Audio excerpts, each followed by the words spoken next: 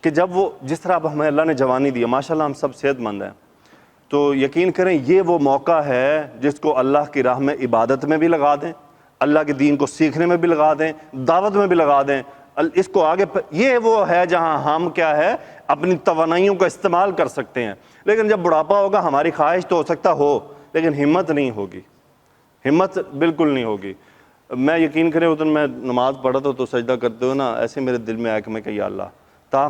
تا موت نہ مجھے اس حالت میں رکھنا کہ میری پیشانی جھکتی رہے تیرے سامنے۔ یقین کریں جن کو اللہ نے ایسی بیماریاں دے دی ہیں کہ وہ کرسیوں پر یا لیٹ کر نمازیں پڑھتے ہیں، وہ ترستے ہیں کہ یا اللہ ایک دفعہ سجدے کا موقع مل جائے۔ کمر کی تکلیف ہو گئی کسی کو کوئی اور پرابلم ہو گیا کہ بیچارے وہ سجدہ نہیں کر سکتے، آپ ان سے پوچھیں سجدہ کرنے کا مزہ کیا ہے۔ تو اللہ تعالیٰ سے دعا ہے کہ یا اللہ ہمیں یہ سجدہ کرنے کی توفیق عطا فرماتے رہنا۔ کیسے ہے قرآن پاک میں فَيَوْمَ يُكْشَفُ عَنْ سَاقٍ وَيُدْعَوْنَ إِلَى السُّجُودِ فَلَا يَسْتَطِيعُونَ۔ اللہ تعالیٰ فرماتے ہیں وَيَوْمَ يُكْشَفُ عَنْ سَاقٍ، جب اللہ اپنی پنڈلی کو ننگا کرے گا، اس کو ظاہر کرے گا،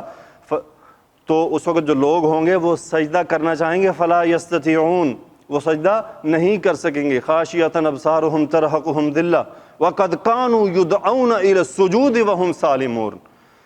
یہ ایسا کیوں ہوگا کہ ان کو جب پکارا جاتا تھا جس وقت وہ صحیح سلامت تھے وہ نماز نہیں پڑھتے تھے، اب جب وہ سجدہ اب اللہ کی جلال کو، نور کو دیکھ کر وہ سجدہ کرنا چاہیں گے، ان کی کمریں جو ہیں وہ بالکل تختے کی طرح سٹل ہو جائیں گی کہ وہ سجدہ چاہتے ہوئے نہیں کر پائیں گے، اس لیے